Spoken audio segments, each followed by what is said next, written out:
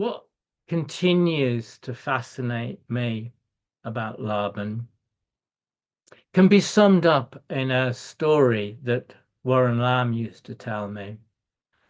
In Manchester, and remember, the Art of Movement studio opened in a town which had been really heavily bombed by the Germans. And it was very poor. And he had got this tiny studio in the Art of Movement studio in Oxford Road in Manchester. And Laban was already involved in his industrial work, which was absolutely fascinating. His eye for movement, which had been developed over, well, let's say certainly since 1910. So here we've got a man who for over 35 years had been fascinated by looking at how people move.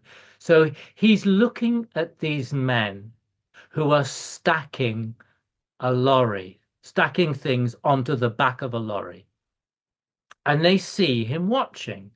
And they must have seen that the way he was looking at them was very critical. And he said, and they said to him, "Well, can you do any better?" And Laban said, "Yes." And remember, he was an old man, really almost broken physically. So this old man saying to these young, rough workers, "Yeah, I can do better than that." And he suggested how to pack the back of the lorry more intelligently. And there must have been something in the authority of his voice, or the obvious sense of what he was saying, or both. They tried it, it worked, he was happy, they were happy. And this for me, and I know that there's another dimension to Laban's thinking, more abstract, certainly more spiritual. That's not quite my bag.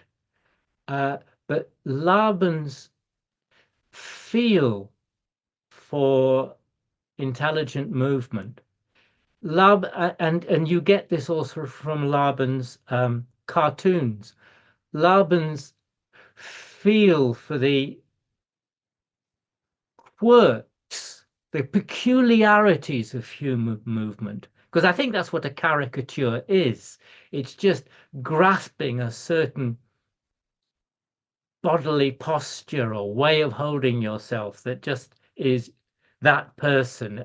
And he could just get it perfectly.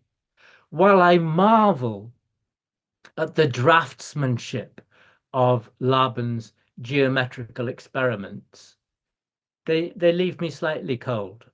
I mean, I admire them, yes. I couldn't dream of doing them. But what really makes me, what the thing I would have wanted to talk to him about would be that. And I think his feeling for the shades and color of movement, the poet Dylan Thomas talked about the color of talking. I think Laban would have talked about the color of moving. And he was an artist. He started as an artist, and I think there was the part of him that I love and admire and am fascinated by, endlessly fascinated by, is this feeling for movement, this eye for movement that he has. And not surprisingly, that's why I want to call the next book An Eye for Movement.